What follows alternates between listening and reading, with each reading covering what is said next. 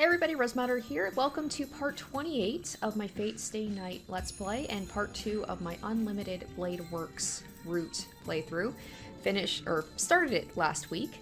And yes, I did skip through the stuff that is a repeat of the first routes, but already I'm very impressed in such a short amount of time how different it is. So this is the route that focuses on Rin, and already we're seeing quite a difference. So Shiro has encountered Lancer and Archer and Berserker. The fight went quite different from last time with Berserker. The big thing is that Archer just straight up tried to murder us, which is fair because, you know, we're in the Holy Grail War. But I imagine that's going to cause some tension. There already was some tension in the last route between Archer and Shiro. They don't seem to get along.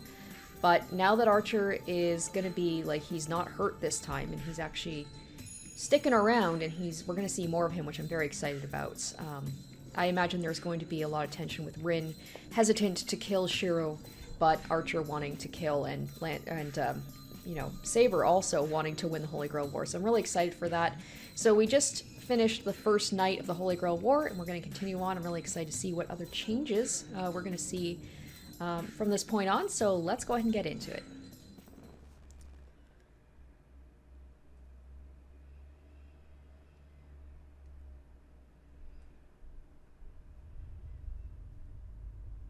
It's a landscape I've never seen before.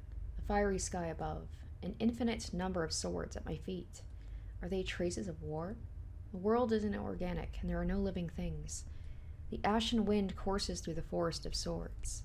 The swords stand like trees in a forest. It's not just 10 or 20, not 100 or 200. No matter how many there are, it's impossible for them to be counted. They might as well be infinite.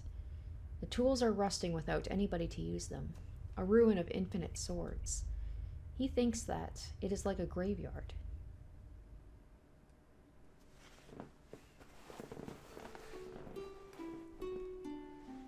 My vision returns. I wonder if that must be Saber, right? Like we're having the visions of like Saber's past, but they're slightly different than they were before. I don't know how long it's been, but I can feel the warm sunlight. I open my eyes and recall the dream I was having. That hill of swords. I'm sure I saw that dream because I saw Saber along with the fire in the cemetery. Oh, お目覚め? それは結構大事がなくて何よりだわ. Huh? Then, Tosaka Rin says this in her normal tone while looking down at me. He's gonna be like, there's a girl in my room. Because we're back to the beginning again when Shiro was all weird about it. I jump up. I instantly jump back to the wall to get away from Tosaka. He acts like girls are poisonous. Like, don't touch me. Tosaka! なぜに今俺の部屋? My head spins. I should have been at that hill of swords. No, at the burning cemetery. So why am I asleep in my room? Tosaka! どうしてお前がここにいて、俺は何してたんだ? My head spins even more after I say that. It's not because of this surprising event. I'm surprised the most at seeing Tosaka right when I wake up, and it's causing my heart to beat at an abnormal rate. 驚くんならどっちかに驚きなさいよ。どっちも取れるほど器用じゃないでしょ、エミヤ君は。Tosaka is just acting cool. That snaps my groggy mind into focus. That's right. It's natural to be surprised at seeing Tosaka immediately after waking up. But that must mean... そうか。状況を見ると、気を失った俺をここまで運んでくれたんだな、Tosaka。へえ、なんだ。見た目より頭の回転は早いんだ。混乱しているようで、ちゃんと物事は考えているのね。Interesting. This is like... 面白い面白い。How she said, our partnership or like our truce ends at like this day. After this day, we are enemies, and yet here she is looking after me. As expected, it's just gonna keep going on, and then we're probably gonna be like, aren't we supposed to be fighting each other? And she's like, well, you know, like, we just have to do this thing, and then we're enemies. And then she's just gonna hang around and just keep helping.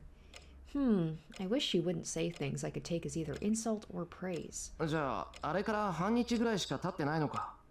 俺ん家まで運んでくれたってことは、人目につかないで逃げられたんだ。ええ、そういうこと。話が早くて助かるわ。She must be satisfied. Saying goodbye, Tosaka starts to leave. おい、Oh. どこ行くんだよ、 Maybe she 父さん。 will be like, I told you that our truce ends after yesterday. あなたまだ寝ぼけてる？どこに行くも何も、ここはあなたの家じゃない。私がいつまでもいていい場所じゃないわ。She's totally gonna end up staying at our place. She speaks clearly. Her eyes say, we're enemies to me. Nah, not for long. We're gonna turn her around. We're gonna become more than friends. That's true. Last night, in that church, I said I'd fight. So we can only fight each other. そうだったな。すまない、父さん。それと、今更だけど、ありがとう。Then, Tosaka stops and glares at me. 待った。どうしてそこで礼なんか出るの？いや、だって助けてもらっただろ。敵同士だって言うんなら、なおさらありがたいと思って。ちょっと、そこに座りなさい、エミヤ君。 See, it just takes a couple of sweet words. I don't know what she wants, but I'm sure it will be bad if I don't obey. ほら、早く。She taps on the tatami. It seems she has a serious matter to talk about. I sit down. いい？まだ分かってないようだから言ってあげるけど。 Oh, okay. She's like, I'm gonna set the record straight. You そんな考え can't be はしないよ、あなた。 soft like that. But she's totally gonna soften on us because she's tsundere. That's what happens. そんな考え She's って gonna love us. どんなだよ。だから、間違っても敵にありがとうなんて言うなってことよ。いちいちそんな気になってたら、命がいくつあっても足りないわ。いい？相手はただの障害よ。人間の形をしていて、人間の言葉を喋るからって、自分と同じだなんて思わないで。Yeah, it's funny. She talks all serious like this, but she helped Shiro out. She ends up helping out Ilya. I know Ilya lost her oh my gosh, why am I blanking on her servant? So she's no longer really a threat, but still. Tosaka speaks with a strong voice and sharp eyes. She's certainly right. If it's wrong to feel compassion for an enemy, it's also wrong to consider them to be just like you.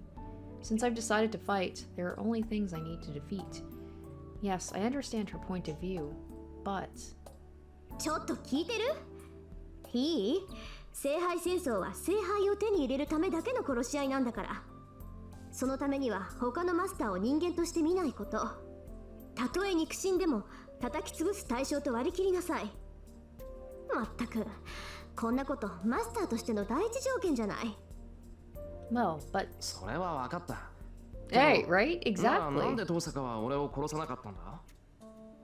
Right? I mean, granted, Saber's nearby, but like, Shiro was quite vulnerable. He could have easily been... And Saber doesn't seem to be anywhere nearby him, unless she's just like standing by, but she could have killed him quite easily. Isn't this a problem? それはつまり。 Where did her previous attitude go? She grumbles angrily. 単に気分が乗らなかっただけよ。あなたには借りがあったし、寝込みを襲うなんてフェアじゃないもの。 Maybe she's gonna be all like, I'm not a bitch who attacks people in their sleep. I like to, you know, face a battle head on. 父さん、お前今勝つためならいかなる手段も使えみたいなこと言わなかったか？そうよ。だからこれは私の失点。あなたより私の方が強いから生じた Flat 油 on 断 my かな。 mind. That's a weird phrase that she keeps 言うな saying. れば心の贅肉ね。 Oh, I heard that phrase before. 心の贅肉？ Oh つま no. り父さんが太ってるってことか？ She's like, you actually, you know what? Maybe I will kill you. 面白いこと言うのね、エミヤ君 I feel は。 like I just got a bad end without any input. でも、これからは余計な言動は控えた方がいいわよ。軽率な行動は死を招くだけだから。 It's just creepier that she's saying that with a big smile on her face. That was scary. I feel a chill and back up without meaning to. とにかく私の話はそれだけよ。後のことはあなたのサーバントにでも聞きなさい。 Tosaka stands up and leaves for sure this time. それじゃあね。今度会ったら敵同士だから、その時は覚悟しなさい。 And with that, she disappears. It really must have been a whim of hers to carry me here and to treat me. She left with no regret or sentiment, leaving only the line that we're enemies. さて I take a breath and analyze the situation. I haven't had time to think since I saw that fight between Lancer and Archer last night. そうかならあの時にいた人影って遠坂だったわけだ I finally realize I was stabbed by Lancer after that, was saved for some reason, was attacked by Lancer again. セイバーに助けられてマスターになった What I heard at the church, the killings called the Holy Grail War, the Holy Grail which grants any wish given to the winner. I can't absorb all the facts, but I've been attacked 3 times already, so I can't be confused forever. And most of all, I said I would fight since I could not ignore this battle. A fight for a single chair called the Holy Grail War. No matter what your expectations are, once you enter it, you can't survive unless you defeat your enemies. The problem is that defeating other masters might result in harm to innocent people depending on your methods. That's why. 喜べエミヤシロ。俺の戦う理由は聖杯戦争に勝ち残るためじゃなくて君の望みはようやく叶う。どんな手を使っても勝ち残ろうとする奴を力ずくでも止めること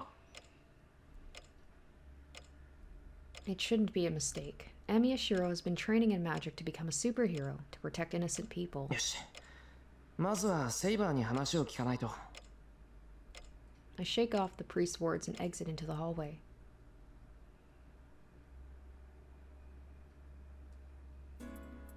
I look through the house. I look everywhere someone could possibly be, including all the guest rooms, but I can't find Saber. あれあの格好なんだいればすぐにわかるもんだけど Even so, I can't find Saber anywhere.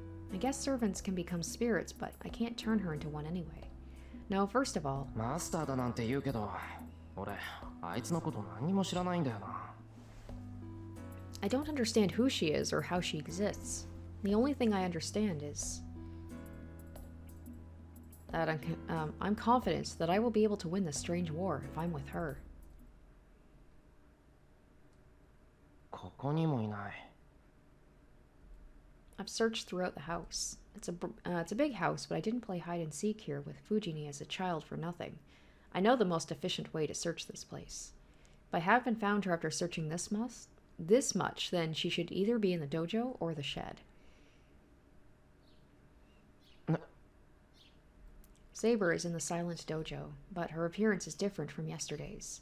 Sitting in a Japanese fashion on the wooden floor, she's not wearing her armor. She's changed into refined clothes that suit her well and is sitting silently. I lose my voice at the figure. Sitting Japanese style with her back straight and eyes closed, Saber looks beautiful. Her state, melting into the silence, reminds me of pure water. And that removes the final doubts within me. Even if she is a servant, I think she's holy. So I won't be led astray if I'm with her. セイバ I call out. Saber slowly opens her eyes and returns my gaze. 目が覚めたのですね、シロ。 A calm voice, her voice echoing through the dojo as if permeating it, surprisingly suited to this place. ーああついさっき目が覚めたセイバーはここで何を体を休めていました。私にはシロの手当てはできませんから、今はせめて自身を万全にしておこうと思いまして。 Saber looks at me as she speaks. Well, I feel tension different from the kind I felt with Tosaka. シロ、どうしました？やはり体がまだ。いやこっちも問題ない勝手に戸惑ってるだけだから気にしないでくれ I take a step back and shake my head. Looking away from Saber, who's tilting her head questioningly, I calm my pounding heart. 落ち着け何緊張してんだ俺は Hey, don't fall in love with Saber. This is the Rin route. I take a deep breath, but it doesn't seem to die down quickly. In fact, I don't think it ever will. なんだってって着替えてるんだ、セイバーは。I complain without meaning to. Saber's clothes are so real that they make me conscious of her womanhood, whether I like it or not. She's terribly beautiful. I thought I figured that out yesterday, but she really hits me with it now. Perhaps her armor looked so surreal I didn't notice yesterday. But if she dresses like a girl, I'm flustered, as any healthy guy would be. 白 I tense up the moment our eyes meet, but I didn't look for her just to say nothing. I'm troubled, but I can't stay quiet forever. よし。いいかな、セイバー。こうやって落ち着いて話すのは初めてだけど。I make up my mind and talk to her. And then, 白話の前に昨夜の件について言っておきたいことがあります。いいけど、なんだよ、話。ですから昨夜の件です。白は私のマスターでしょう。そのあなたがあのような行動をしては困ります。戦闘は私の領分なのですから、マスターは後方支援に徹してください。昨夜の話？ I think about what happened last night. Is she talking about the time I tried to pull her to safety when Archer attacked? あれは仕方ないだろう。セイバーが体を張ってたんなら、せめてあれぐらいはしないと協力関係だなんて言えないじゃないか。相棒が危なかったんだから手を出すのは当然だろう。まさかあなたはまだサーバントの何たるかも知らないというのに、そこまで心を許していたのですか？ Oh wow, Saber looks really surprised. だって握手しただろ。それにセイバー何度も俺を助けてくれたじゃないか。これで信頼できないやつこそどうかしてる。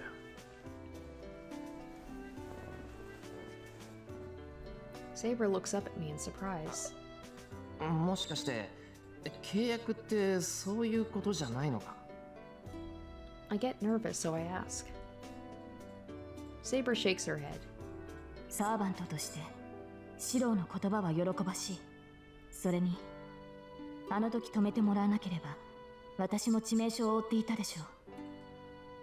方法こそうまくはありませんでしたが、シローの指示は的確でした。そっか、よかった。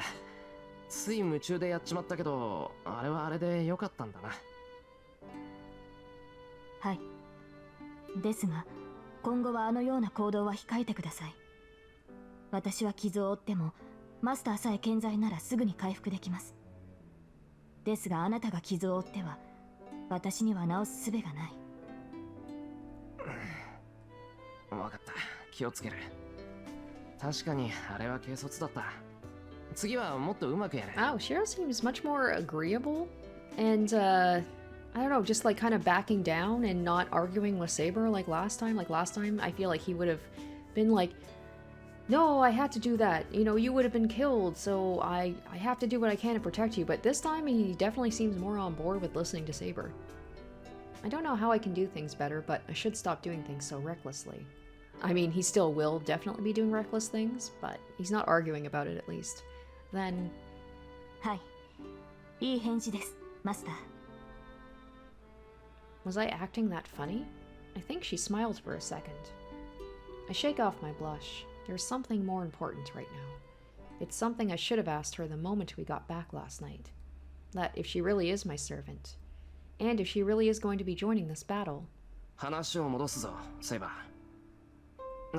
いや、改めて聞くけど、お前のことはセイバーって呼んでいいのか？はい。サーバントとして契約を交わした以上、私はシローの剣です。その命に従い、敵を撃ち、あなたを守る。Saber says so without the slightest hesitation. There's no room for me to question her about it. 俺の剣になるか。それは聖杯戦争とやらに勝つためにか？シローはそのために私を呼び出したのではないのですか？違う。俺がお前を呼び出したのはただの偶然だ。I love that we know the true reason why she was summoned to Shiro from the Fate route. Very sweet. セイバーも知ってる通り、俺は半人前の魔術師だからな。セイバーには悪いが、俺にはマスターとしての知識も力もない。けど、戦うと決めたからには戦う。未熟なマスターだけど、セイバーはそれでいいのか？もちろん。私のマスターはあなたです、シロ。これはどうあっても変わらない。サーバントに I love that reaction. It's more like, well, I don't have much of a frickin' choice, do I? I see. Then I should try to respond to her to the best of my ability. わかった。それじゃあ、俺はお前のマスターでいいんだな、セイバー。I don't think they really have any, they're not allowed to be content about it. They just have to deal with it. ええ。ですがシロ、私のマスターに敗北は許さない。あなたに勝算がなければ私が作る。可能であるすべての手段を用いて、あなたには聖杯を手に入れてもらいます。私たちサーバントは無償であなたたちマスターに仕えるのではない。私たちも聖杯を欲するがゆえにあなたたちに仕えるのです。ちょっと待った。聖杯が欲しいって、セイバーもそうなのか？当然でしょう。もとより霊体である聖杯に触れられるのは同じ霊格を持つサーバントだけです。聖杯戦争に勝利したマスターはサーバントを介して聖杯を手に入れる。その後サーバントは見返りとして望みを叶える。それがサーバントとマスターの関係です、シロ。I see. Now that she says it, it's obvious something like a heroic spirit would never obey a mere human being. I also appreciate that the game is kind of giving us like the cliff notes of Holy Grail War, because you have to play through the Fate route in order to unlock this route. So we already know this whole deal, so they're just kind of like speeding through it, like, you guys know what's up. Since they have their own objectives, they serve the master in exchange. Then that means Saber has a wish she wants granted. That is why Saber has no doubts, but... また、セイバー。可能であるすべての手段と言ったな。それは、勝つためには手段を選ばないってことか。例えば、doing something like what that priest said, involving innocent people and creating a disaster like what happened 10 years ago. シロ、それは可能である手段ではありません。私は私が許す行為しかできない。自分を裏切ることは私には不可能です。剣を持たぬ人間に傷を負わせることなど騎士の誓いに反します。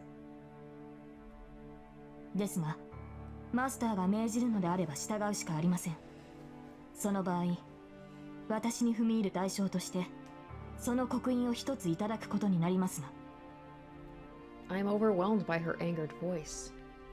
But still, I'm happy and relieved. Her lack of doubt gave her the image of a cold fighting machine, but I know now that she's not a cold-blooded killer.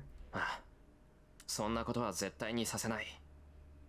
セイバーの言う通り、俺たちはできる範囲で何とかするしかないからな。本当にすまなかった。知らずにお前を侮辱しちまった。あ、いえ。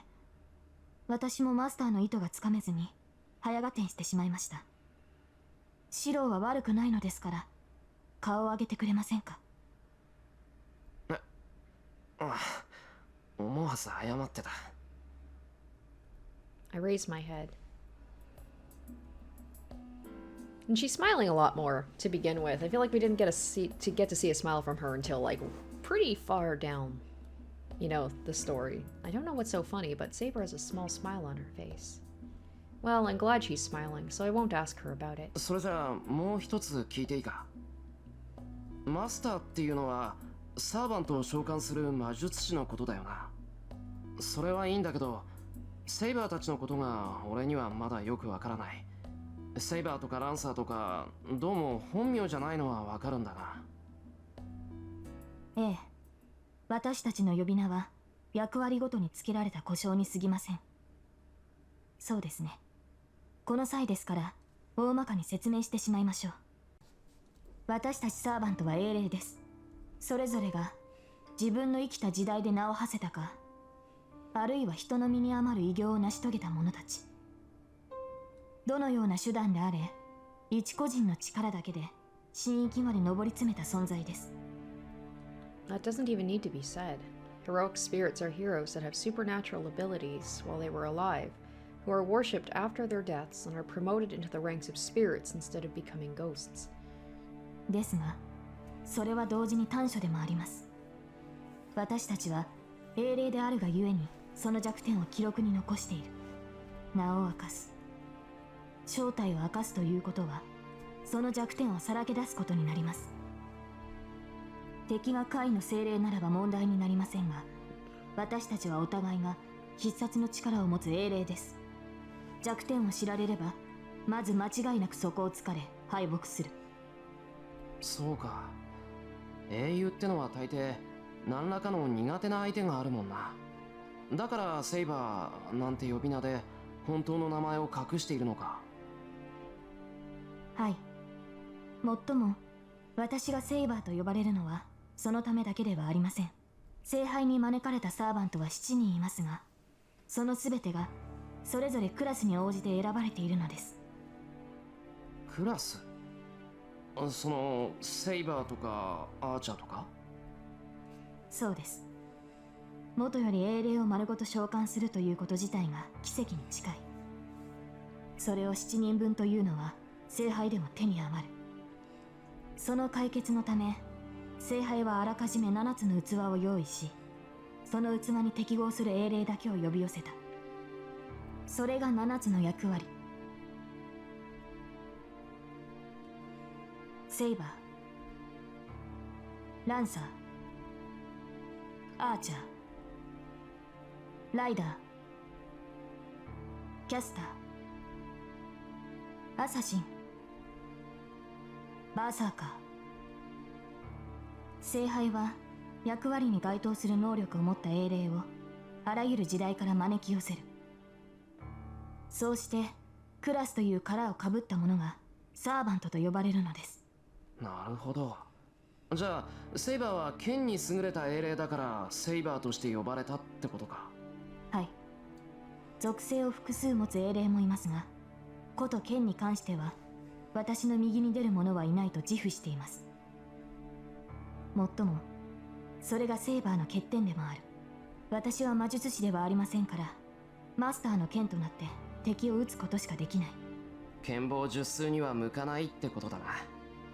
いや、それは欠点じゃないと思うけど、セイバーはあんなに強 I いん mean, だから even that doesn't really seem も to うそれだ stop けで十 her 分だろ a lot of the times. Like, she does just fine against magic users. I mean, when she's fighting Caster, it was definitely easy for things to go wrong, but for the most part, she doesn't really have too many weaknesses, and she can even heal herself. シロ、戦闘で強いだけではこの戦いは勝ち抜けません。例えばの話ですが、敵が自身より白兵戦で優れている場合、あなたならどうしますか？いや、そうだな。正面から戦っても勝てないって分かってるなら、戦わずになんとかするしかな。Having said that much, I understand. If the enemies are strong, you wouldn't fight a proper battle. Beating opponents with your sword isn't the only way to fight. If you can't beat an enemy with your sword, all you have to do is beat them some other way. そういうことです。白兵戦で優れていると相手に知られた場合、相手はまず白兵戦など仕掛けてこないでしょう。そういった意味で言うと、能力の劣ったサーバントはあらゆる手を尽くしてくる。アサシンのサーバントは能力こそ低いですが、気配を隠すという能力がありますし、キャスターのサーバントはこの時代にない魔術に精通している。単純な戦力差だけで楽観はできません。加えて私たちには宝具がある。どのようなサーバントであれ、英霊である以上は必殺の機会を持っているのです。宝具？ That's not a term I've heard before. I think I might know what it means from the sound of it, though. 宝具とはサーバントが持つ特別な武具のことです。 Okay, well, we are still getting the rundown of stuff, but it does feel like it's condensed quite a bit. Like, this is stuff that we figured out, I feel like, more broadly throughout the last route, where it's like these things slowly popped up over time, and it was usually Rin explaining a lot of it. I feel like the game is just like, alright, let's get this all out of the way now, you guys know what's going on, and then we can just move on with the story. ランサーの槍やアーチャーの弓、それに私の剣などが該当します。英雄とはそれ単体で英雄とは呼ばれません。彼らはシンボルとなる武具を持つがゆえにヒーローとして特化している。英雄とその武装は一つなのです。ゆえに英霊となった者たちはそれぞれが強力な武具を携えています。それが宝具、サーバントたちの切り札であり、私たちが最も警戒すべきものです。Saber says that noble phantasms are weapons that heroes wielded when they were alive. I recall that blue knight, the lance that absorbed magical energy from the air and pierced Saber's chest with incredible movements. That was certainly not something fit for humans. That lance itself carried a strong curse, but I also felt an overwhelming amount of magical energy in the word Lancer said back then. Then could it be... セイバー、宝具ってのは魔術なのか。確かにランサーの槍は曰くありげな槍だったけど、それ自体は槍っていう領域から出てなかっただろ。けどあいつの言葉であの槍は武器の領域から逸脱した。それって魔術の類じゃないのか。ええ、確かに宝具は魔術に近い。例えばランサーの槍です。彼の槍はそれ自体が宝具ではありますが、その進化を発揮するのは魔力を注ぎ込み、その神明を口にした時だけです。宝具とはある意味形になった神秘ですから。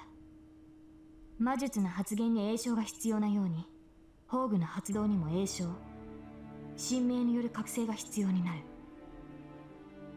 ですがこれにも危険はあります。宝具の神明を口にすれば、そのサーバントの正体が分かってしまう。そっか、英雄と武器はセットだもんな。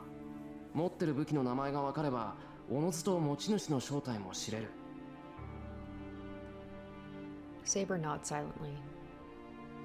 That is why the noble phantasm is a trump card. In exchange for revealing the name, it launches an unavoidable fatal blow. But of course, because Saber is Saber, somehow she managed to avoid the fatal blow that Lancer, threw at her. And, well, that was more thanks to Shiro, but she's avoided 2 fatal attacks so far. But when it does not prove fatal, the servant will expose all its weaknesses. それじゃあセイバー、お前の宝具はあの見えない剣なのか。そうですね。ですがあれはまだ正体を明かしていません。今の状態で私の神明を知るサーバントはいないでしょう。Saying that, Saber looks down awkwardly for a second. She being like, I'm sorry, I can't tell you who I am either, because you might give it away. シロ、その件についてお願いがあります。お願いってどんな？私の神明のことです。本来サーバントはマスターにのみ神明を明かし、今後の対策を練ります。ですがシローは魔術師として未熟です。優れた魔術師ならばシローの思考を読むことも可能でしょう。です。ああ、名前は明かせないってことか。そうだな、確かにその通りだ。催眠とか暗示とかいないとは思うけど、他のマスターにマガン持ちがいたらベラベラ秘密を喋りかねないし。よし、そうしよう。セイバーの宝具の使いどころはセイバー自身の判断に任せる。本当にそんなにあっさりと。It's almost like he's learned from the past route and he's just agreeing with Saber so much more easily, and even she seems surprised that he's going along with all of her suggestions and not like arguing against them. あっさりじゃないぞ。ちゃんと考えて納得したんだ。考えた末の合意だから気にすんな。Well, I get most of this stuff, but I still don't have a grasp of the situation. This is strange now that I think about it. Even though I've decided to fight, the only enemy I know is Tosaka, and I don't intend to fight her. Well, I shouldn't be thinking like that, because Tosaka's ready to fight me any day. Well, she says that. She talks big, but she's a big softie. なあ、セイバHer ー。 servant, on the other hand, no なんか qualms 目 about 印はない wanting の to kill か。 me. このままじゃどうも勝手がわからないんだが。いいえ、残念ながら明確な判別方法はありません。ただ近くにいるのならサーバントはサーバントの気配を察知できます。それが実体化しているのならなおさらです。サーバントはそれ自体が強力な魔力ですから。シローもバーサーカーの気配は感じ取れたでしょ。それはそうだけどな。襲われて初めてわかるなんていうのはまずいだろう。せめて近づかれる前に気づかないと対応できない。ではマスターの気配をたどるのはどうですか。マスターとて魔術師です。魔術を生りとする以上魔力は必ず漏れています。それを探ればこの町にいるマスターは特定できるのでは。 Now this isn't quite as exciting because we know who the masters are, so there's no surprise, but pretty sure that we never found out Assassin's master, right? Because they talked did we find out Caster's master either? I don't think we did. I just remember that, like, oh gosh, how did this go? I think Caster, didn't they end up killing their master, and did they kill the assassin's master too? I can't quite remember how that went, but I think those are the two that we don't actually know who the master is. So there still is some mystery out there. 悪い。あいにくそんな器用な真似はできない。After all, I didn't even realize the real identity of Tosaka, who goes to the same school as I do. We were in the same building for 2 years, and on top of that, I've seen her several times. まあ言ったな。これじゃ確かに犯人前ってバカにされるわけだ。マスターとしての証も霊樹だけだし、前途は多難か。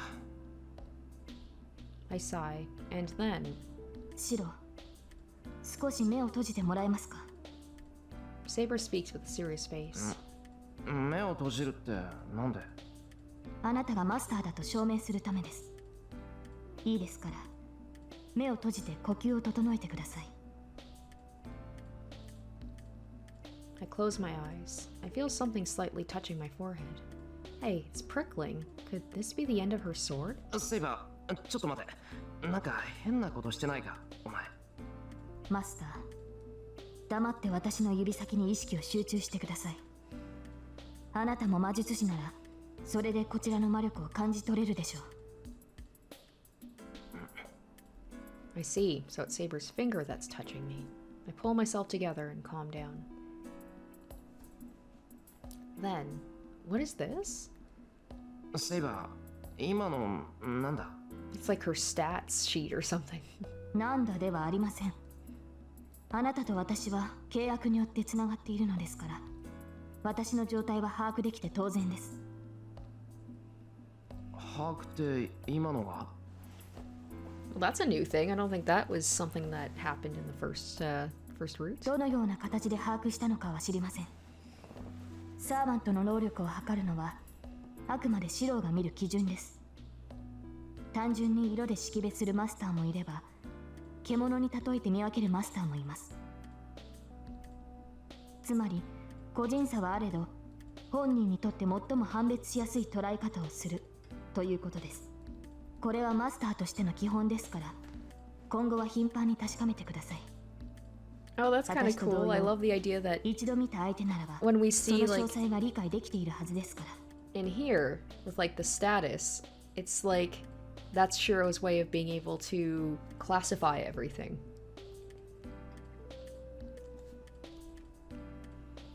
I see. I was a bit surprised since it was so sudden, but I might be able to act a bit like a master now. マスター、簡略しましたが、私にできる説明は以上です。ああ、駆け足だけど合点がいった。すまなかったな、セイバー。すまなかったではありません。状況が分かったのなら、これからどうするかを決めるべきではないですか。 She asks me, leaning forward. I see. Saber is the same type as Tosaka. Attack い first. や、どうするも何も別段変わったことはしないぞ。遠坂みたいに自分から他のマスターを倒しに行くなんて気はないからな。シロ、それでは話が違う。あなたはマスターとして聖杯を手に入れる気がないのですか。 All right, now we've got the conflict here. Saber narrows her eyes. They're the calm eyes of a swordsman who allows no disagreement. I stare back, trying not to lose and clearly tell her my intentions. ああ、ある。けどそれは悪い奴に渡らないようにしたいからだ。俺には自分から聖杯が欲しいっていう理由はない。She's like, ask me again if you think that I'm content with you as my master. けど、それは戦わないって意味じゃないぞ。見習いだけど、俺は魔術師だ。自分が後戻りできない場所にいることぐらい理解してる。無傷で何もしないままじゃ生き残れないってことは分かってる。では魔術師として避けられない戦い、つまり聖杯を手に入れるためではなく聖杯による争いを防ぐために戦うというのですか？あああ、そういうことになるのか。そうだな、きっとそういうことだ。うまく言葉にできないけど、そういう戦いになら価値があるだろ。That's right. I don't feel anything toward the Holy Grail, but for a reason like that, I think I can fight with all my power and with pride. わからない。シローは魔術師だという。ならば万能である聖杯を欲するはずです。自分では叶えられない望みがあるからこそ、魔術師は魔術を極めるのではないのですか？何言ってるんだ。叶えられない望みなんて持ってないぞ、俺。やらなくちゃいけないことは山ほどあるけどな。 That's right.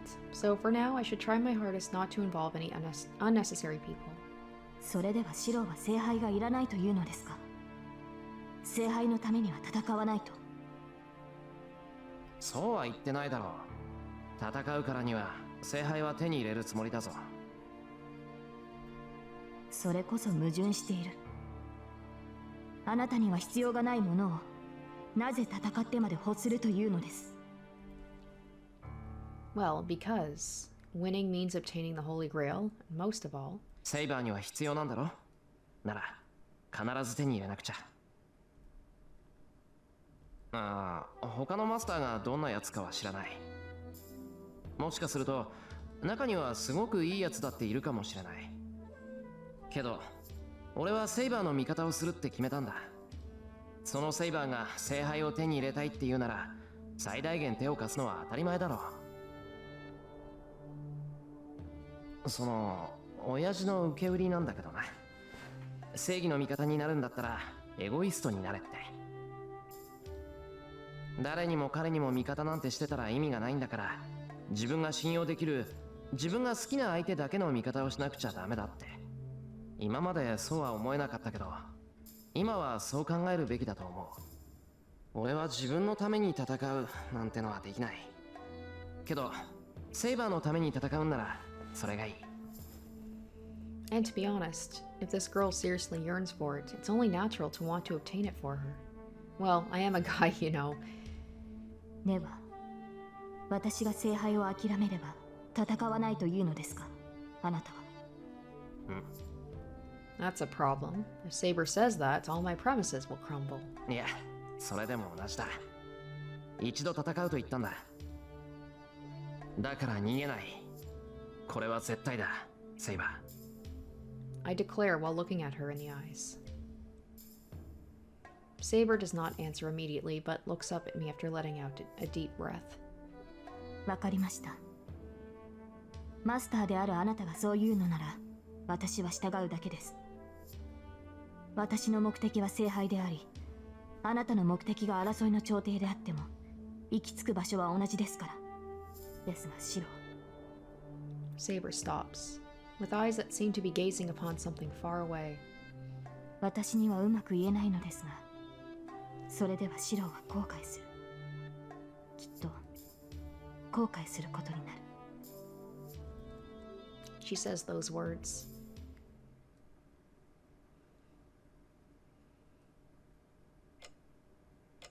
We've skipped breakfast and it's noon already, so we decide to eat lunch. Actually, it does say that the status and weapons were updated. I wonder if there's going to be any new information from this point on. Probably not. Yeah, so it's basically just gone back to...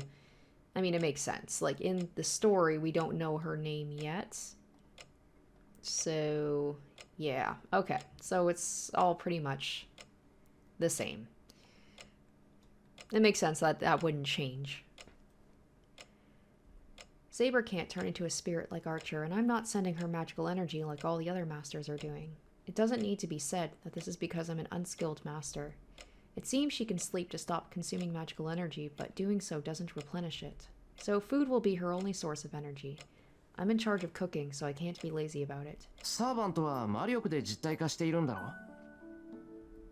ろ？それじゃあ、セイバーの魔力は回復しないんだから、戦っていけばいくほど弱っていくのか？ I ask her after cleaning up our meal. 全く回復しないというわけではありません。魔力というものは活動しているうちは絶え間なく生成されるものです。自然からの供給がないサーバントでも自身の魔術回路だけで少なからず魔力を補充することはできます。なんだ、なら問題はないんじゃないのか？さて、どう説明したものか。そうですね。そこの水道を例えにしましょう。今蛇口から水滴がこぼれていますね。それが私自身の魔力生成量だと思ってください。そしてその水滴を受け止めているグラスが私自身です。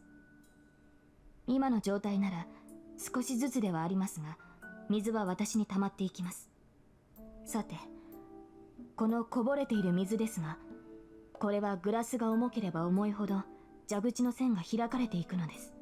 私はグラスに水が入っている限り蛇口から水を出し続けます。けれどグラスの水がなくなった時、つまりグラスに溜まった魔力を使い切った時、蛇口は完全に閉まってしまう。そうなれば水の供給はなくなり、グラスはずっと乾いたままでしょう。それがサーバントにとっての消滅です。肉体を維持できぬほどの傷を負うか、自身を保つほどの魔力を維持できなくなるか。けど、グラスに一滴でも水が残っていればいいんだろ？少しでもグラスに魔力、重さがあれば、蛇口の線は開いてるんだから、時間が経てばまたグラスに水は溜まる。そうですね。ですが、このグラスに溜まった水は常に失われていくのです。水はこうしている間にも使われていますし、戦闘となればその消費量はさらに勢いを増す。逆に言えば、強力な行動ほど水を多く消費するのです。私の宝具を使用するのならば、グラスに水が満ちていようと一瞬で空になる危険もある。This is getting complicated now. To sum it up, as I, her faucet, am not giving her magical energy, she can only restore magical energy at a slow pace, the rate being just that of dripping water. Therefore, she should end battles as quickly as she can and sleep right after that to stop consuming any unnecessary magical energy. それじゃあ宝具を使うなんてのはとんでもない贅沢ってことか。そうですね。ですが使えないということはありません。威力を抑えれば一度ぐらいは可能でしょう。何言ってんだ。そんなことさせられるか。セイバー、宝具を使うのは禁止だぞ。そんなんで死なれたりしたらどう謝っていいかわからない。I placed the tea in front of Saber. And yet she used it multiple times last time, but we know why that is. She frowns and reaches for the tea. Then, the phone rings. 日曜日、この時間にうちにかかってくるって思う。I have all too good an idea as to who it may be, but I'm scared by the consequences of ignoring the call. はい、もしもし、エミヤですけど。I feel dizzy. She's the strongest in one regard. She simply discards all the chaotic events that happened since last night, and I feel like it's just a normal day. なんだよ。断っておくけど、俺は暇じゃないぞ、藤音。何よ、私だって暇じゃないわよ。今日も京都でお休み返上して教え子の面倒を見てるんだから。It sure is strange. I feel like Fujine's right in front of me, puffing with pride. そうか。なら世間話をしている場合じゃないな。こっちには火事も泥棒もサーカスも来てないから、安心して部活動に励んでくれ。I try to cut off our conversation. ちょっと待って。恥をしのいでお姉ちゃんが電話してるっていうのに要件も聞かずに切ったら大変なんだから。 I've been in trouble since last night, but it won't do any good to tell her that. Well, I guess she's in a little trouble right now, too. はいよ。で、要件は何？シロ、私お弁当が食べたいな。シロが作った甘々の卵焼きとかどう？以上、注文終わり。至急、弓道部まで届けられたし、勝ち。 Jeez, what's up with that teacher? たく、しょうがねえよな。猛獣って腹減ると暴れるって言うし。I put on the apron I just took off. Well, we have leftovers from lunch, and the omelet will be easy to make. よし。 Now, this is completely different from last time. Gonna go visit the archery club. すぐに戻ってくるから待っててくれ。 We'll probably encounter Tosaka there, I'm guessing. I mean, she's not part of the archery club, but she's friends with, I can't remember the girl's name there. I carry Fujini's box lunch and go out into the hallway. Saber follows me for some reason. She's just gonna toddle along with us, and then we'll have to explain to people who this random girl is. I put on my shoes. When I look next to me, Saber's there, putting her own shoes on. Saber? I call out to her timidly. Well, I know what she's going to say, but I have to ask her. その、なんだろう。外出するのなら同伴します。サーバントはマスターを守るものですから。シロを一人で外を歩かせるなど危険です。I thought so. Well, this is something I have to tell her eventually. This is a good time, so I'll tell her now. セイバー、マスターってのは人目につくことを避けるんだろ？なら昼間は安全だよ。人気のない場所に行かない限り、あっちから仕掛けてくることはない。それは承知しています。ですが万が一ということもある。シロはまだ未熟ですから、四六時中共にいなければならないでしょう。Does she mean she'll be with me all the time? バカ、そんなことできるわけないだろ。大体な、ずっと一緒にいるって、それじゃ寝るときはどうするんだよ。シロは私を試しているのですか？睡眠中など最も警護すべき対象です。当然、シロのそばで私も待機しますが。I hide my blushing face and take a huge breath to calm myself down. Damn, how stupid of me. I finally realized this important fact. This is what it means to fight alongside her. シロ、どうしたのです？そこまで驚くことはないでしょう。昨夜リンが行ったことを私がするだけの話ではないですか。Don't kid me. I'll go crazy before I even fight if you do that. ダメだ、そんなの。セイバーにはちゃんと部屋を用意するから、そこを使ってくれ。Ugh, I won't give in even if you look at me like that. シロ、いい加減にしてほしい。大抵の矛盾は我慢してきましたが、これは譲歩できない。あなたの方針はマスターとして間違いだらけだ。理由を聞かなければ従いません。I don't think just you girl, me boy is going to do it. Saber looks up at me. She's putting pressure on me, but I stare back at her. 理由なんてない。いいからおとなしくしてろって言ってるんだ。昼間は大丈夫なんだから、セイバーは休んでいればいいだろう。断ります。明確な理由を聞かなければ、私も引き下がれない。こんな、わかんないやつだな。セイバーは女の子なんだから、同じ部屋でなんか寝れるわけないだろう。Saber freezes. ともかく、帰ってきたら部屋を用意するから、それまで休んでいてくれ。I run out the door. Man, this is pathetic, but I'm running away, and I'm doing it in front of my opponent, too. ガキか、俺は。I run outside and slap my blushing face. Well, anyway, Saber should understand since I told her so firmly. I'll apologize for yelling at her after I come home. I go down the hill. It takes about 30 minutes to get to school on foot. I don't have to hurry, but I'm walking quickly right now. The reason being... I knew she'd come with. She's like a puppy dog. I just like to imagine her just hiding in bushes and just hiding behind things, trying to be inconspicuous. The girl walking silently behind me. She'll follow me to school if I don't do anything. I have to clearly tell her right here. セイバー、家で待っていてくれって言っただろ。マスターの言うことを聞けないのか？ I stop and turn to her.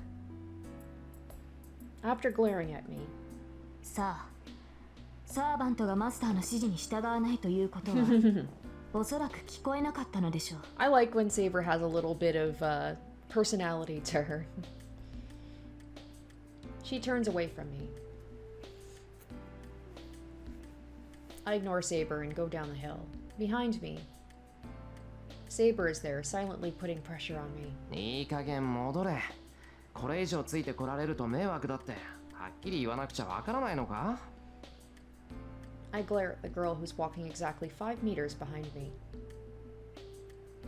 I don't know what her problem is, but I'm just met with silent defiance. Jeez, I have no idea what she's so mad about, but I'm sure she's just obstinate. そうかよ。じゃあ好きにしろ。 I ignore Saber and walk on. I go up the hill leading to the school. This town has lots of hills, but this one is especially long. The school on top of the hill is high enough to be able to see everything in this town. It's a bit past 1 o'clock. Fortunately, I don't see any students around. It's Sunday, so I bet most people in the clubs are still resting after eating their lunch. ついてるって言えばついてるけどな。さすがにここから先は無理だ。 I sigh and give up. I turn around. When I stop, Saber comes up to me and glares. She looks even more angry as I've been ignoring her this whole time. セイバなんでしょう。好きにしていいということでしたが。ー、都合のいいことだけ聞くんだな、お前は。当然です。私はサーバントですから、ミスミスマスターを危険にさらすわけにはいきません。わかった。俺の負けだ。諦めたから一緒に学校まで行こう。そうすればお前だって学校が安全だってわかるだろうしさ。 It's funny in hindsight because the school is definitely not a safe place. It's funny because, like, the school is where he saw the servants for the first time. Granted, that was at night. But we also know who else is a servant and who has no problem doing things at school. それと、さっきは怒鳴って悪かった。ほら、そうと決まったら口裏を合わせよう。セイバーは親父の親戚で、観光がてらに遊びに来たってことでいいか？ I walk up the hill with Saber. はい。それでシロの都合がいいのなら構いません。よし、それじゃあ決まりだ。そうだな。どうせ遅かれ早かれ顔合わせはするんだから、今紹介しても同じだよな。That's right. Saber is bound to meet Sakura and Fujine if she's staying at my place. そうだ、セイバー。聞き忘れてたけど、その服どうしたんだ？ Yeah, so it'll be interesting. She's meeting them in a completely different way because she met Sakura at the house along with Fujimori. Or Fujimura. That's why I call her Fujine, is like I can remember that. But yeah, it looks like the archery club might actually be a little bit more in focus in this route. Probably even more so with the last one because that's the Sakura route. It's like the archery club was mentioned so much towards the beginning and then just completely forgotten about. これはリンがくれたものです。レーターになれない以上、普段着は必要だろうと。That's unexpected. I'm not surprised by Tosaka's kindness, but just that she'd have such feminine clothes. それじゃあ、あの鎧は？今はうちに置いてあるのか？違います。あの鎧は私の魔力で編まれたものです。解除するということは消すということ。戦闘時になればすぐにでも私の体を守るものです。なんだ。あの武装はいつでも出したり消したりできるってことか。はい。ですから心配は無用です。ここで敵に襲われようと、白は私が守護します。そっか。そりゃ頼もしい。Maybe because I've kept quiet until now, my honest opinion slips out. Saber does not answer me and continues up the hill.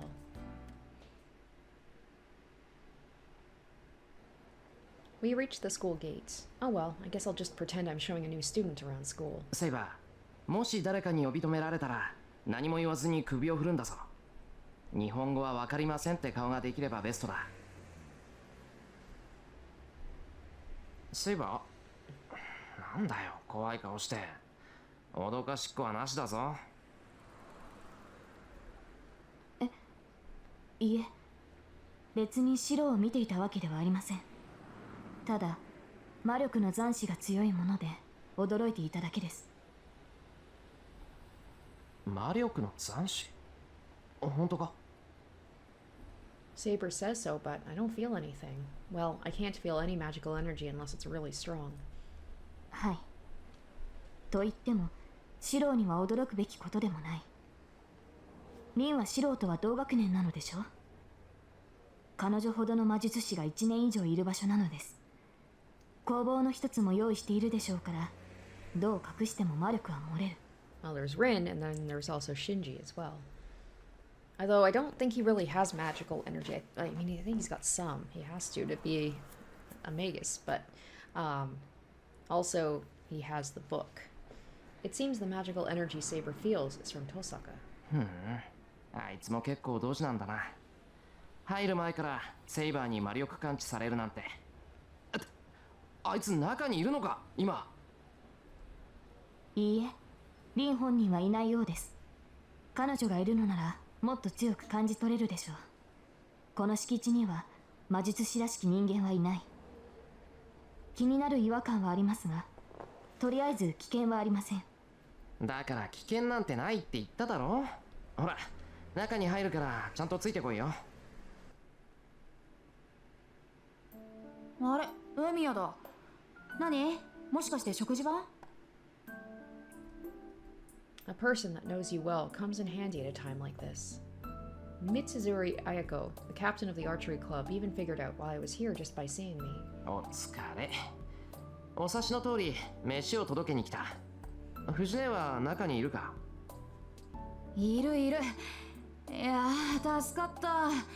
藤村先生ったら空腹でテンション高くて困ってたのよ。学食も休みだしさ、仕方ないんで買い出しに行こうかって考えあぐねてたところ。I guess this visual novel came out before the term hangry. That's definitely what she is. そこまで深刻だったか。で、買い出しって、まさか下の豊悦に一人でか？そこ以外にどこがあるっていうのよ。ただでさえ備品で金食ってるんだから、非常食に金は避けないでしょ。As expected from Mitsuzuri, the woman who hates to waste money. By the way, Toyotsu is the name of the supermarket in the shopping district. In the archery club, anyone resting their arm and taking a break is sent on a grocery run as an exercise. It's a contradictory custom because even though it's an exercise to rest your arm, you have to carry back a lot of groceries. そりゃ災難だったな。ほら、弁当。遅くなったけど、藤姉に渡してやってくれ。I hold out the bag. お、豪華三段セット。いいね。久しぶりに見た。エミヤはこういう細いの上手なのよね。I don't know what she's happy about, but she smiles. Oh yeah, she's good at mass production. Mitsuzuri is usually in charge of dinner during our training camp, and she surprises us every time. The world of cooking is deep, considering how a curry with whole potatoes in it tasted good. Well anyway, Mitsuzuri only looks inside the bag and doesn't take it. おい、嫌味はいいから受け取れ。中、藤姉が暴れてて大変なんじゃないのか？そうね。そう思うんなら、さっさと中に入って、藤村先生に手渡してあげるべし。だいたいね、入り口であんたを返したなんて言ったら、もっとへそ曲げるに決まってるじゃない。私は藤村先生にしごかれたくはないからね。She points to the range using her chin.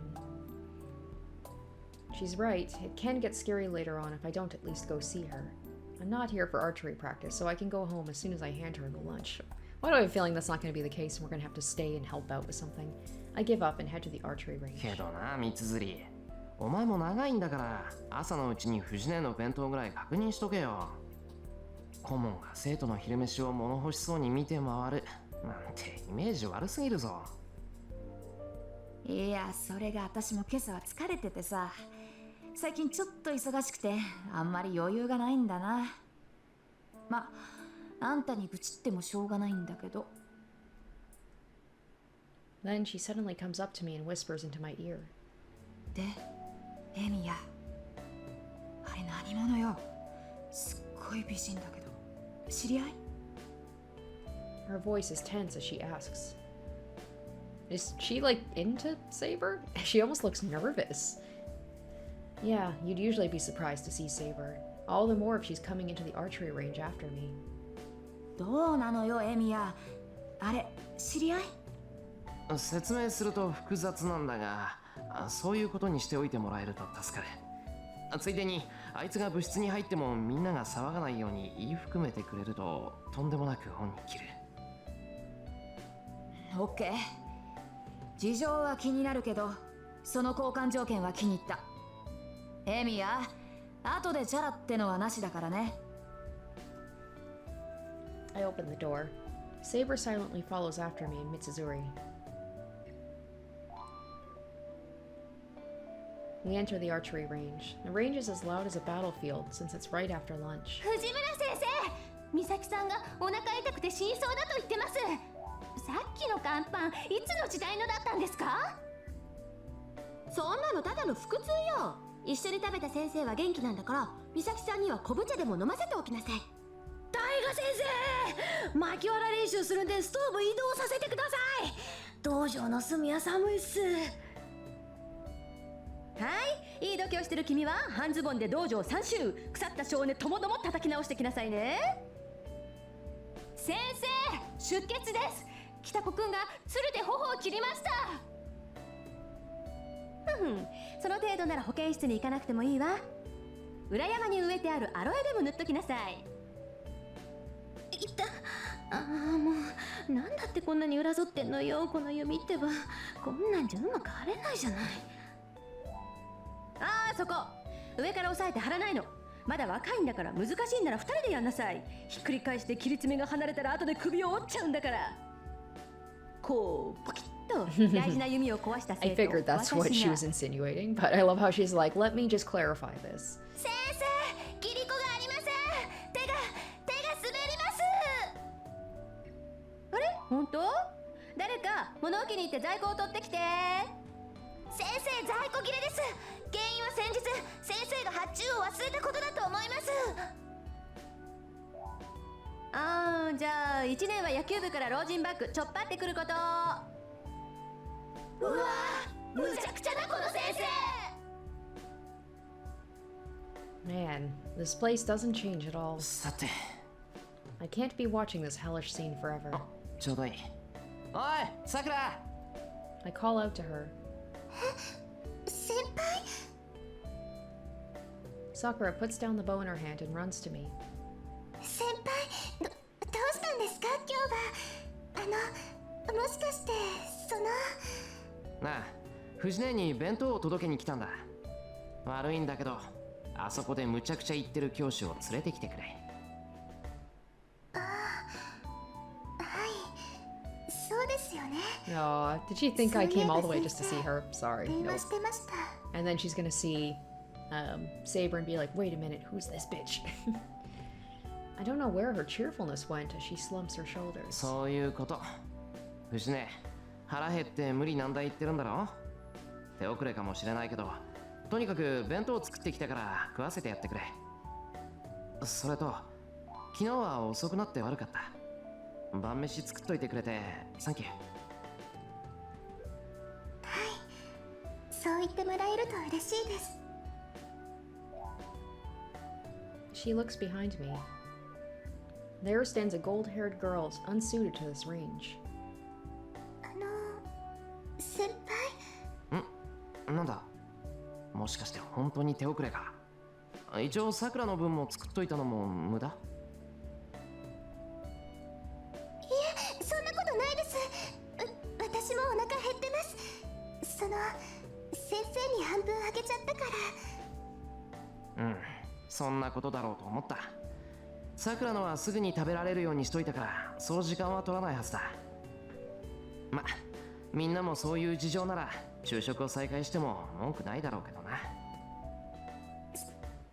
ですね。それじゃあごちそうになりますけど。そうだな。せっかく来たんだし、部活が終わるまで学校にいるよ。昨日はすっぽかしたし、今日の夕飯は俺が作るから、さくらも食べに来てくれ。はい、喜んで。それじゃあすぐに先生を呼んできますね。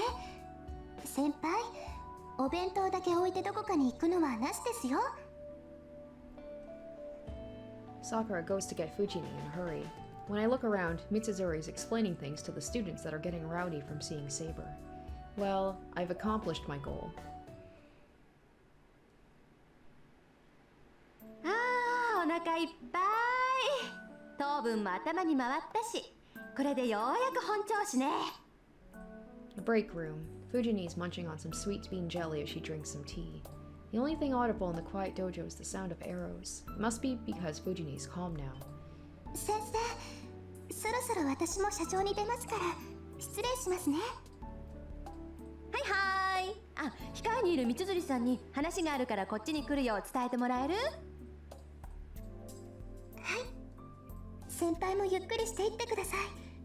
できれば久しぶりに指導してもらえると助かります。Sakura bows and leaves, but when she does so, she looks uneasily at Saber, who's watching us quietly by the wall. で、シロはこの後どうするの？部活は5時に終わらせるけど、それまで見学していく？ What should I do? It seems Saber's looking at the archery range with interest, so I should. Oh, are we gonna get a choice here? Stay at the archery range, go to the student council room, or show Saber around school. Okay. I don't think this really makes a big difference, but I'm gonna save either way. Let's stay at the archery range. Yeah, I think I'll cause trouble if I walk around school with Saber. I'll relax in this familiar club room. 決めた。お邪魔じゃなかったら見学してるよ、藤音。よしよし。それじゃあ私は稽古をつけてくるから、シロはここでボケっとしてなさい。弓を持ちたくなったら遠慮しないでいいからね。シロは私の教え子だし、人一倍になってるんだから。It's true that I'm better than anyone when it comes to shooting arrows. Wow, humble. Even though I was away for a while, I'm sure I could get the same result I had when I used to come here. Is like Saber gonna go and shoot some arrows too? Is she gonna be like good at archery? Wouldn't be surprised. She's good at pretty much everything. But that's not because of my skill in archery. I can hit the target like I do in my mind because of my everyday training in magic. それはないよ、藤音。俺には9が欠けてるじゃないか。何？日に200以上の矢数をかけよ。その他は弓話に過ぎぬってやつ？シロ、つまんないこと知ってるのね。いや、弓道やってるなら知ってるだろ、これぐらい。ともかく、半端な気持ちじゃ弓は持てないよ。心構えもなってないし、これじゃ会心に入れるかも怪しいもんだしさ。けどシロ、何も毎日弓を構えて矢数をかけることだけが稽古じゃないよ。弓を持たなくともちゃんと自身を鍛えているなら、それも立派な苦の境地なんだから。そうやってけじめをつけるのもいいけどね、弓に礼を尽くそうとする心もこだわりよ。なんであれ、絡まれば流れはよどむんだから、たまには素直になっときなさい。Fujine disappears into the range. Mitsuzuri comes in as if to take her place. 邪魔するわよ。って難しい顔してんじゃん、エミヤ。さては藤村先生に急を据えられたな。そうなるのかな。あんまりこだわるなって叱られた。いやまあ、実にその通りなんだけどな。あ、そうなんだ。てっきり興味をなくしてやめたと思ってたけど、まだやる気はあったんだ。それちょっと意外ね。意外？なんだ、三つには俺が弓に飽きたように見えてたのか？ねえ、だってあんた1回しか的を外さなかったじゃない。私が弓道部に入った時からエミヤはともかく化け物みたいにうまかった。シャワー全部綺麗でさ、海中以外知らないって顔してたものね。それでね、ああこいつこんなにうまいともう嬉しくもなんともないんだろうなって。っていうか弓を持たなくても会心に入れるんだから、むしろ弓なんて邪魔じゃないってムカついたもんよ。図星でしょうね。射っていうのはさ、自分を射抜く精神でしょ。弓道の矢は的を射るんじゃなくて、的を狙う自身の心を射るのよ。Yeah, it's just getting all philosophical. I guess a lot of sports do kind of have like a philosophical mentality to it. When you really become good at something. だから自身と向き合えないもの、自身を射抜けないものにその精神は伝わらない。In other words, archery is a way to kill yourself. It's trying to make yourself transparent and to become one with nature. The 8 stages of shooting. Oh gosh, I am gonna butcher these words, but I'm gonna try anyway. Ashibumi, Dozakuri, Yugamai, Yuchiokoshi, Hikiwake, Kai, Hanare, and Zanshin exist for that purpose. Kai, the unity of the self and target. Hanare, releasing the arrow which has become yourself, and the moment time stops. Zanshin, the self that is shot to the target, already knows it will hit, and the action and result become one to make the past and future into a point. I'm interested in archery, I always have been. But man, oh man, if you're getting into this kind of stuff, I don't know. Don't know if I'd be able to handle it, but the whole thing is like you have to train your mind before you train your body. I feel like with a lot of sports that are like solitary sports where you're, especially it feels like when you're in your mind a lot, it is only a way to train yourself according to set stages. Yes, archery is similar to meditation and magic.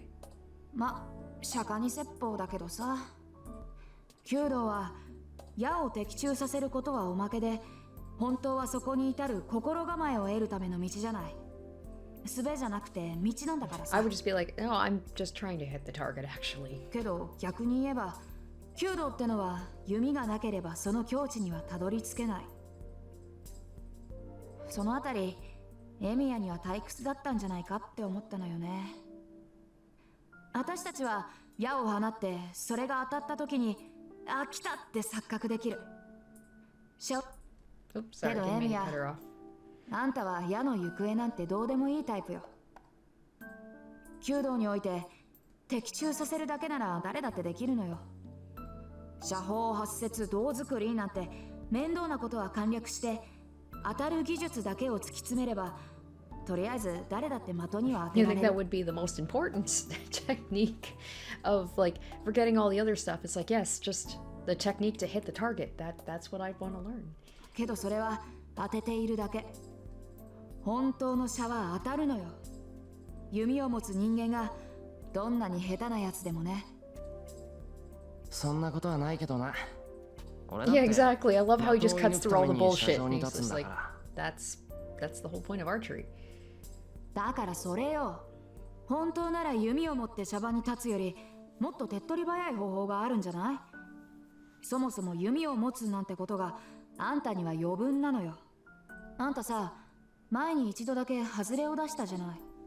その時絶対に動揺してるだろうって見に行ったら、エミヤは今まで通りだった。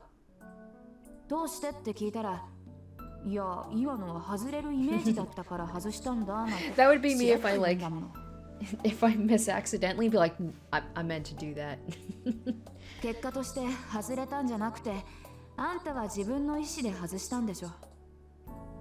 それで思ったのよ。こいつはいつも的に矢が刺さっている映像を見て、その後に指を離していたんだなって。ん？何言ってんだ。そんなの基本だろ。三つ釣りだって矢が当たるところを想像してその通りに指を離すんじゃないのか？当然よ。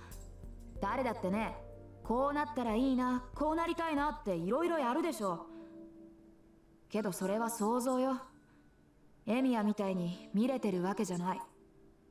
それって自然と一体化してるってことだ。武道でいうところの無の境地だろ。Well, I mean, all the stuff he does with magic, I'm sure archery is just child's play in comparison. I don't know if I'm really seeing, but I can nod back to the nothingness part. It is the strength of a magus to erase oneself to make the self into a circuit, making the self transparent and ridding oneself of attachments and wishes to only obtain the result. The training of archery and magic are similar in regards to making the self into nothing. 難しい話だな。で、結局何が言いたかったんだ？エミヤは無欲だから透けやすいってこと。もっと強欲で自己中でわがままになれ。若いうちから達人になってもつまんないでしょ。神事を見習えとまでは言わないけど、少しは楽しいことでもやったら？ I wonder when Shinji's gonna show up. He's a prick, but he's certainly interesting when he's on screen. I'm at a loss for words. I think that's not true, but I can't think of anything that's fun for me. ほらね、そんなんだからさくらを苦労させてんのよ。若いうちに羽目を外しておかないと、年取ってから外し方がわからなくなる。そういうの、世間では解消なしっていうのよ。参ったな。同級生に老後の心配をされるほど深刻だったか。なんだってそこまで俺に構うんだよ、お前は。だってエミヤ、笑わないでしょ。Interesting point. Yeah, I don't know if the whole time that I've been playing that I've heard him laugh at all. だから、ずいぶん前の合宿の話。Maybe I'm みんなで mistaken, 騒いで but た時さ、エミヤだけ私のとっておきのネタでも笑わなかった。それはつまり。 it's pretty sad though. The idea like he's gone through so much trauma. The idea of like a high schooler who just doesn't know how to have fun. All he does is work and cook and go to school and train. それをまだ根に持ってるってわけなのよ、これが。She declares it as if smiling to a rival. My gosh, that was a long one. A lot of talk about flowery archery and meditation and stuff. Kind of wish I'd gone to the student council because I probably could have seen Issei or shown Saber around school, see what she would say to it. Maybe we would have run into Shinji. The club ends when the sun starts setting. The sun sets earlier in the wintertime, and they must also take into account the dangerous events happening recently. そういえば三つ釣り。Speaking 紳 of 士のやつ Shinji, はどうしたんだ？あいつはサボり。新しい女でもできたのか、最近はこんなもんよ。ooh, that's very interesting. So yeah, maybe if I had walked around the school, maybe I would have run into him. Mitsuzuri says this as if it's nothing and walks to the school building. じゃあね、私職員室に用があるから。Holding the key in her hand, the archery club captain leaves. We're at the front gates. Fujine, Sakura, Saber, and I part with everyone else here. エミヤいじめるなよ、タイガー。 We start going down the hill with those voices in the background. We keep walking. Sakura and Fujine are beside me, and Saber is following behind us. はてな、あの子どうして私たちについてくるの？ Then, it seems she only realized it now. ねえシロ、知り合い？ It's the second time today I've heard that question. Thanks to Mitsuzuri letting me practice, I'm able to answer without hesitation. 知り合いだよ。俺が連れてきたんだから当然だろ。やっぱりそうですよね。それで先輩、あの人とはどういったご関係なんですか？シロに外国人さんの友達がいるなんて聞いてなかった。いや、友達じゃなくて親父の知り合いなんだ。親父が飛び回ってた頃知り合った人の娘さんだって。桐次さんの？じゃああの子、桐次さんを訪ねに来たの？そういうこと。今日からしばらくうちで暮らすからよろしくしてやってくれ。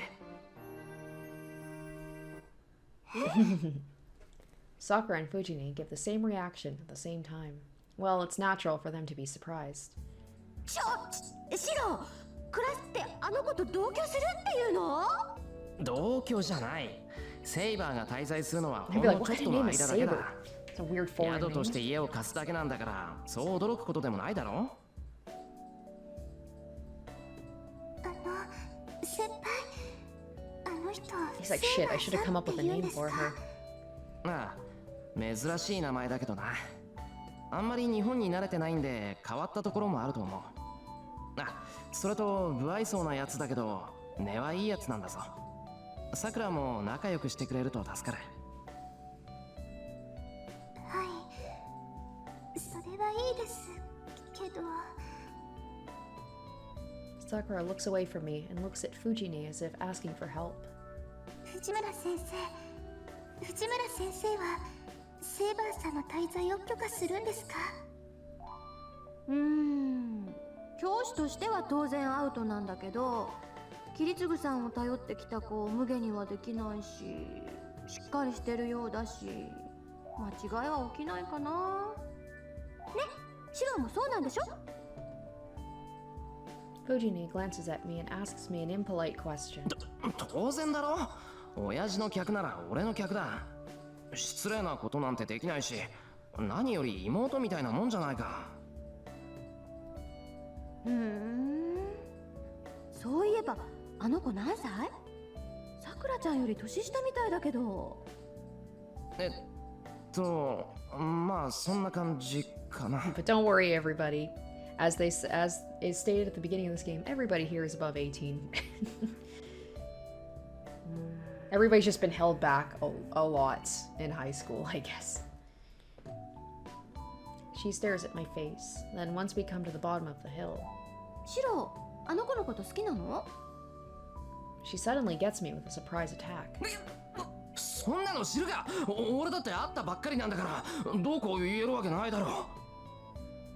Ugh, my face is burning. I bet my face is all red right now. 嘘はないけど脈はありか。 No, not in this route. We did that last time. I don't know what she read off of me.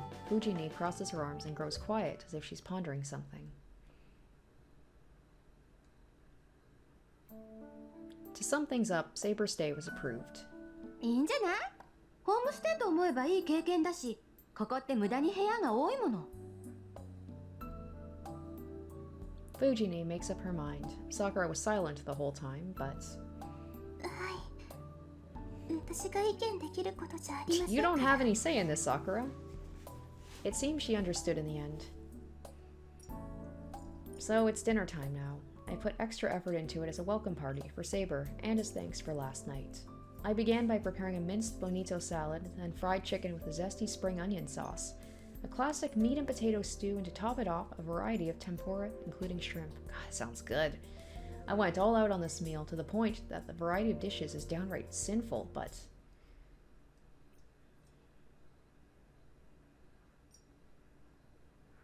It ended without anyone saying anything. I washed the dishes in the kitchen. It's not like I was hoping for a cheerful dinner from the very first day, but couldn't there have been at least a bit more conversation? I think today's tempura was really well made. It was perfectly made, so they should have at least said something. そのくせ全部平らげるんだもんな。出たセリフがおかわりかける3ってのは何なんだ。 Cleaning up after 4 people takes a bit of effort. Actually, could there be a meaning behind the fact Sakura is not coming to help me tonight? さて、ご飯も食べたし、そろそろ時間かな。 It's past 9 o'clock. They usually go home around this time. 藤根、帰るならさくらの見送り頼む。 What if they're like, no, we're staying here because we're going to make sure that nothing weird happens between you two? I call out to her while doing the dishes in the kitchen. There's no reply. Fujini's watching TV like she didn't hear me. もしもーし、聞こえなかったんですか、藤村先生。 I go to the living room and tap her head. Then... 悪いけどそれは却下。しばらくはさくらちゃんを送ってあ Oh, げ they ら are れない all から。 staying. Cool. なんでさ、藤根なんか用でもあるのか。用じゃなくて、今日から私もここに泊まる She's から。 like our chaperone. She's gonna make sure that no hanky-panky's going on. It's as if it's already decided. はい。あ、さくらちゃんもどう？お家の方には私から連絡入れておくから安心だよ。女の子3人。 Well, this is certainly 一緒にいた different. 方が So 楽しいで Rin's しょ。 not here yet. I feel like she will show up eventually. So I love it. This is supposed to be the Rin route, and she's the one who's not staying with us. ぜひ藤村先生頼もしいです。 Wait, why is Sakura so enthusiastic? よーし、それじゃ座敷を使おう。布団ならいっぱいあるし、浴衣も人数分あるわよ。セーバーちゃんもいいわよね。Is it just me or does it sound more like an order? Saber's like, no, I have to stand over him tonight. Saber's looking at me as if asking for help.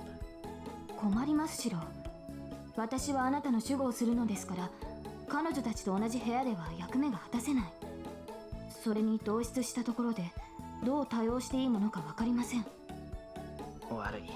藤姉が言い出したら俺じゃ止められない。それにどうもこれを交換条件にしている節がある。断ったらセイバーをうちに住ませるって約束を破棄されそうだ。This is my 俺 house! たち外で野 Where 宿 does する she しかない get ぞ。 off? I know that she's probably like our guardian, but still. それも困る。 I guess この屋 because 敷の he's... 結界は Except 優れ if てい he's ますから、 18, 拠点としては like the game 申し分ないの says, です。 he should be ここに technically い an る限 adult. り I don't know if it's different シ in ロは Japan. 敵の奇襲に備えられます。そうか。ならなおさら我慢してくれ。屋敷にいる限り何かあってもすぐに合流できるだろう。その藤姉の相手は大変だけど、困ったら日本語わかりませんって言えばいい。ほらそこ、内緒話は禁止なんだから。そういうわけでセーバーちゃんはこっち。シロは男の子なんだから一人でも平気よね。Fujine pulls Saber to her. It's all decided. Saber's stay is approved, Fujine staying, and Sakura is going to keep them company as well. The population here has increased drastically in just one day. This place really is like a hotel now.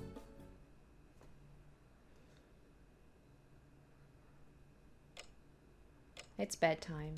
The lights finally go out in the noisy tatami-filled floored room, and silence returns. They say it gets noisy whenever women gather, and I guess that holds true even for the quiet Saber and Sakura. いや、違うか。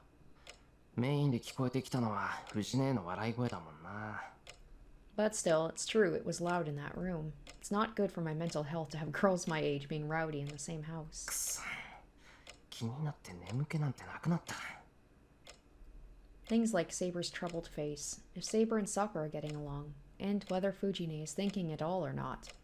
I get a headache the more I think about them. If it's like this, it might have been better to have Saber sleep in the room next to mine.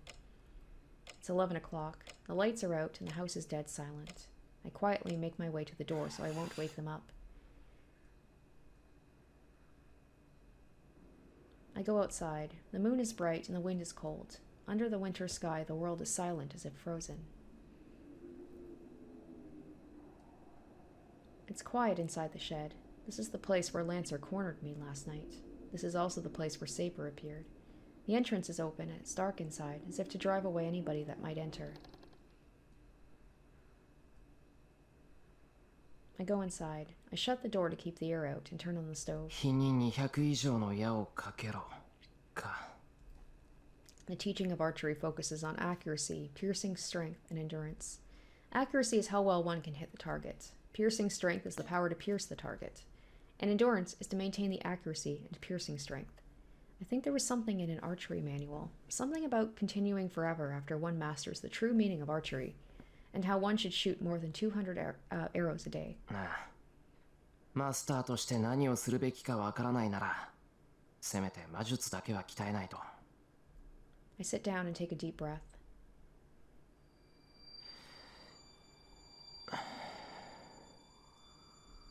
I adjust my breathing and start my usual training. My mind imagines the same thing, an image of a sword that pops into my brain. I ignore it and clear my head even more. After letting magical energy flow throughout my body, I start the strengthening magic like always. The magic I succeeded at for the first time in a few years last night. I have to repeat it before I forget the sensation. トレース。オン。I narrow my eyes and breathe out. That's all for now.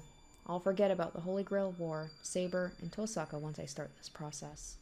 I clear my head from all hesitations. But during the process, the thought that Tosaka might be doing the same training never escapes my head.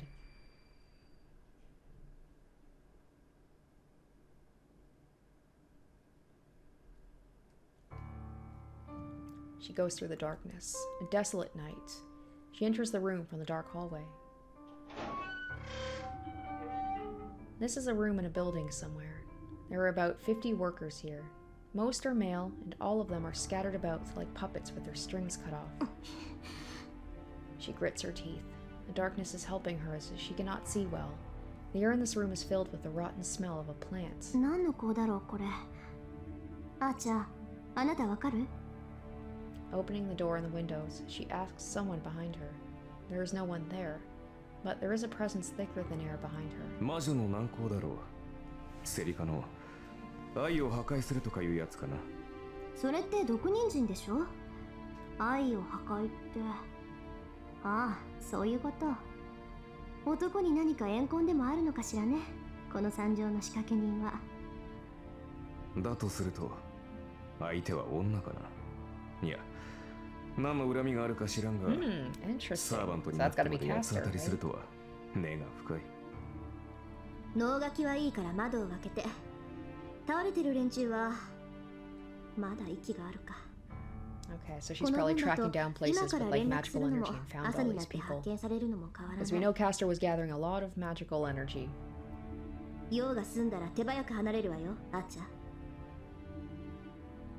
She opens the windows and treats those who are in especially bad condition. After that, she leaves the room. 服、クリーニングに出さないと。She sniffs her coat. She didn't touch it in particular, but her coat smells like rusted iron. The room was sealed, and the floor of that room was covered in blood that the people threw up. The presence behind her takes form. What appears behind her, Tosaka Rin, is a knight in red. It's Archer who is protecting her in spirit form. それで、やはり流れは竜道寺か。そうね。奪われた世紀はみんな山に流れていってる。神都で起きてる昏睡事件は ほぼ竜道寺にいるマスターの仕業よ。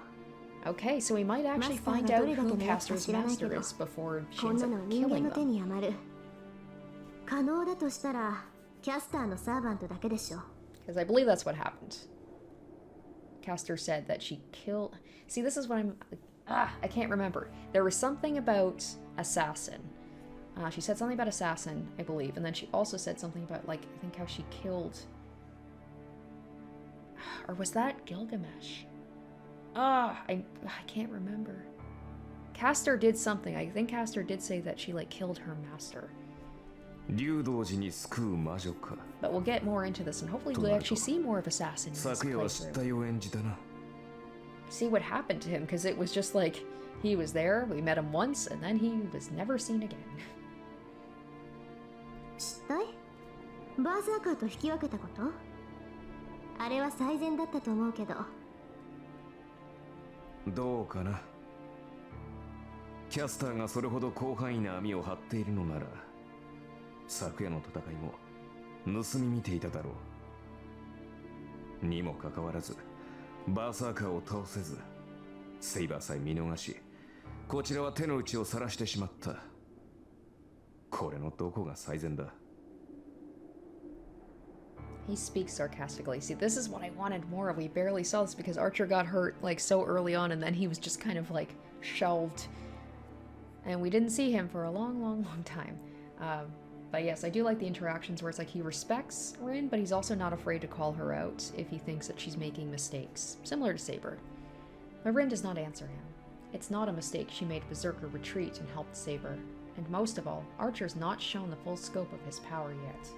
Last night, it's true the arrow Archer fired stopped Berserker, but Rin is yet to figure out its true identity, the identity of that powerful, noble phantasm. リン、 No, she knows the principle behind it.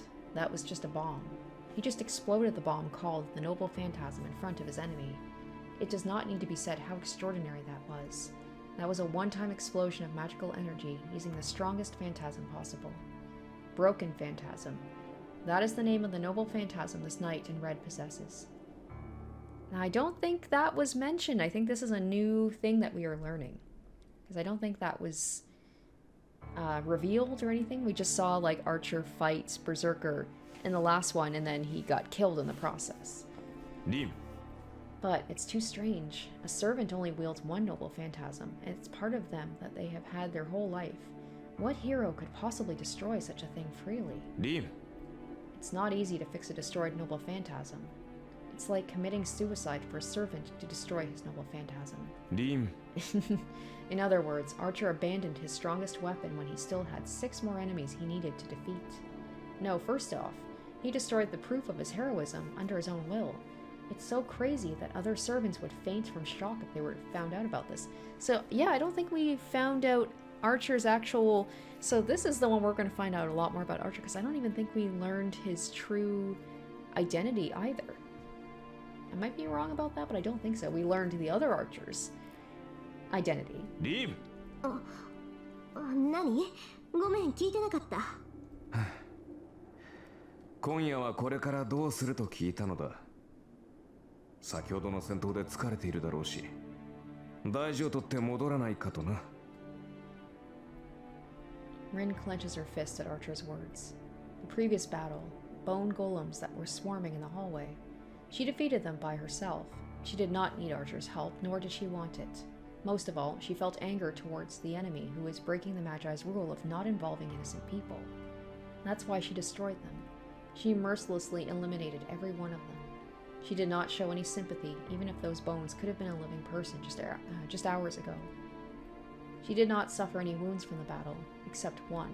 Since she fought while suppressing her nausea, she cut her lip from biting down on it. キャスターを追うわ。気配はまだ残っているんでしょ？竜道寺に逃げられる前に型をつける。 Ooh, interesting. So maybe things will be going in a different order this time. 何？ Because we didn't see Castor until like late. できない into と it. 思ったことはやらないのが君の主義ではなかったか。そうよ。私、結果が分かりきっていることはできない。けどこれは別でしょ。今から追いかければ尻尾ぐらいはつかめるだろうし。何より。喧嘩を売らなければ気が済まないか。やれやれ。倒しやすい相手を放っておいて、最も倒しがたい相手を追うとは。うん。いいのよ、セイバーのことは放っておいて。あんなのはいつだって始末できるんだから、別に目の敵にする必要ないじゃない。ちゃんとおとなしくしているんなら、無理に手を出すこともないわ。あいつが家に隠れている分には見逃してあげるだけよ。ほう。では、あのマスターが目の前にいれば、話は違うのかな。例えば、未だマスターとしての自覚もないまま、エミやシローの方から君の前に現れたとしたら。His words are meant to test her, looking down at the night town. 殺すわ。そんなこともわからないやつにかける義理なんてない。Now that'll be interesting. I wonder if I get like the bad end of this, if she actually does kill him. That would be interesting. Tosaka Rin answers, as if convincing herself.